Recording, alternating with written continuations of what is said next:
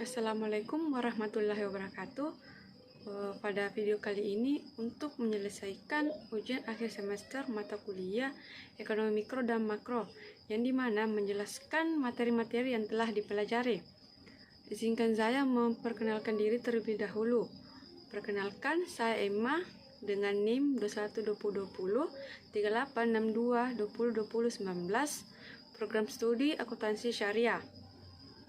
Nah, selanjutnya saya akan membacakan materi-materi yang akan dijelaskan pada video ini. Baik, saya akan membacakan materi-materi apa saja yang ada pada video kali ini. Yang pertama, pendapatan nasional. Yang kedua, uang. Yang ketiga, perekonomian 3 sektor. Yang keempat, inflasi. Yang kelima, pengangguran. Materi pertama, pendapatan nasional. Perlu diketahui, pendapatan nasional adalah pendapatan yang diterima oleh seluruh rumah tangga keluarga di suatu negara dari penyerahan faktor-faktor produksi dalam satu periode waktu tertentu, biasanya selama 1 tahun. Singkatnya, pendapatan nasional adalah pendapatan seluruh rumah tangga keluarga dalam satu negara dalam 1 tahun. Adapun rumus pendapatan nasional yang dibagi atas 3. Yang pertama, pendekatan produksi. Dengan rumus Y sama dengan harga pertama kali jumlah pertama ditambah harga kedua, dikali jumlah kedua ditambah harga sekian, dikali jumlah sekian. Yang kedua, pendekatan pendapatan dengan rumus Y sama dengan jumlah kelompok orang berpendapatan dari gaji ditambah dengan jumlah kelompok orang berpendapatan dari sewa, lalu dijumlah lagi dengan jumlah kelompok orang berpendapatan dari investasi, dan ditambah dengan jumlah kelompok orang berpendapatan dari usaha. Ketiga, pendekatan pengeluaran. Dengan rumus Y sama dengan jumlah konsumsi masyarakat ditambah dengan jumlah investasi ditambah jumlah pengeluaran pemerintah, lalu ditambah dengan hasil pengurangan dari ekspor dan impor. Adapun fungsi menghitung pendapatan nasional, yang pertama untuk mengatur laju pertumbuhan ekonomi, kedua untuk mengatur atau membandingkan kemajuan antar negara, 3 untuk mengetahui struktur perekonomian, 4 menjadi landasan perumusan kebijakan, 5 menentukan besarnya kontribusi berbagai sektor, dan yang terakhir 6 membantu pemerintah melakukan evaluasi dan mengukur perubahan yang terjadi. Materi kedua, uang. Uang adalah alat pembayaran yang sah yang dapat diterima secara umum dan semua orang wajib menerima. Yang perlu diketahui, uang pertama kali digunakan di Cina. Alat pertama kali digunakan di dunia adalah salarium atau garam. Adapun syarat benda dijadikan pembayaran, yang pertama, benda itu bernilai dimanapun. Kedua, tahan lama. 3, mudah dibawa, dalam hal ini ringan. 4, tidak mudah dipalsukan. 5, apabila dipecah tidak mengurangi nilainya. 6, jumlahnya terbatas. Dan terakhir 7, ada jaminan. Adapun standar yang digunakan dalam mencetak uang dibagi atas 2. Yang pertama, standar barang. Standar barang adalah apabila suatu negara mencetak uang senilai $1.000, maka negara tersebut wajib mencadangkan barang berupa emas dan perak senilai uang yang mereka cetak. 2. Standar kepercayaan. Standar kepercayaan adalah apabila suatu negara mencetak uang, maka negara tersebut tidak perlu mencadangkan emas dan perak senilai uang yang mereka cetak. Adapun jenis uang dibagi atas 2. Yang pertama, uang kartal. Uang kartal adalah alat pembayaran yang sah dan digunakan dalam transaksi sehari-hari. 2. Uang giral. Uang giral adalah uang yang berupa simpanan atau deposito yang dapat ditarik sesuai kebutuhan, misalnya cek. Adapun nilai uang terbagi atas 4.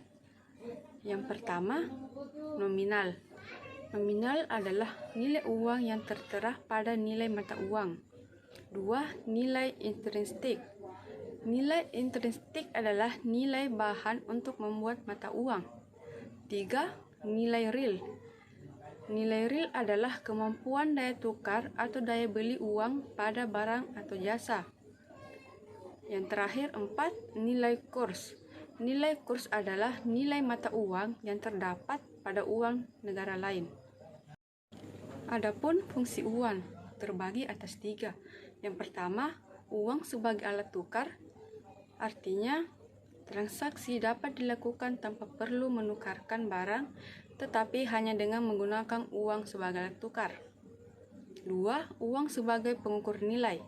Artinya, uang dapat menunjukkan harga nilai barang atau jasa yang diberikan, menunjukkan nilai kekayaan, dan menghitung jumlah pinjaman. 3. Uang sebagai penyimpan nilai. Artinya, dalam hal ini, uang dapat digunakan untuk mengalihkan daya beli masa sekarang ke masa yang akan datang. Materi ketiga yaitu perekonomian 3 sektor. Perekonomian 3 sektor adalah perekonomian yang meliputi kegiatan dalam sektor perusahaan, rumah tangga, dan pemerintah. Adapun sumber-sumber penerimaan pemerintah dibagi atas 3. Yang pertama, sumber pendapatan negara dari pajak. Pajak menjadi sumber penerimaan negara yang menyumbang paling besar. 2. Sumber pendapatan negara bukan pajak. Walaupun sumber pendapatan negara dari PNBP tidak sebesar pendapatan pajak, namun PNBP cukup signifikan terhadap apapun. 3. Sumber pendapatan negara dari hibah. Hibah merupakan sumber pendapatan negara yang diterima dari pihak lain secara sukarela tanpa ada kewajiban apapun. Adapun sumber-sumber pengeluaran pemerintah dibagi atas 2. Yang pertama, belanja negara seperti belanja pegawai, belanja barang, dan modal belanja. 2. Belanja daerah seperti dana bagi hasil, dana alokasi khusus, dan dana alokasi umum. Materi keempat ialah inflasi. Inflasi merupakan suatu proses meningkatnya harga-harga secara umum dan terus-menerus kenaikan harga, dan satu atau dua barang saja tidak dapat disebut inflasi, kecuali bila kenaikan itu meluas pada barang lainnya. Adapun faktor penyebab inflasi dibagi atas 9. Pertama, tingginya permintaan. 2. Meningkatnya biaya produksi. 3. Jumlah uang beredar bertambah. 4. Akibat perilaku masyarakat. 5. Struktural ekonomi yang kaku. 6. Kekacauan ekonomi dan politik. 7. Keputusan perusahaan. 8. Utang nasional. Dan terakhir, faktor luar negeri. Adapun jenis-jenis inflasi dibagi atas 4. Yang pertama, inflasi ringan. Terjadi kenaikan harga barang atau jasa secara umum, biasanya di bawah 10% per tahun dan dapat dikendalikan. 2. Inflasi sedang. Terjadi kenaikan harga barang atau jasa secara umum, kenaikan harga di antara 10% sampai 30% dalam setahun. 3. Inflasi berat. Kenaikan harga di antara 30% sampai 100% dalam setahun. 4. Hyperinflation. Kekacauan pada tingkat ini tidak bisa dikendalikan. Artinya, inflasi mencapai 100% per tahunnya. Materi kelima ialah pengangguran. Pengangguran adalah angkatan kerja yang tidak terserap lapangan kerja. Lapangan kerja ialah orang yang berumur 15 tahun sampai 65 tahun, kecuali ibu rumah tangga.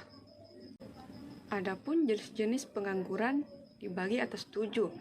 Yang pertama, pengangguran friksional adalah orang yang sengaja menganggur karena alasan tertentu, bisa karena tidak sesuai keilmuan, dan ini bersifat sengaja.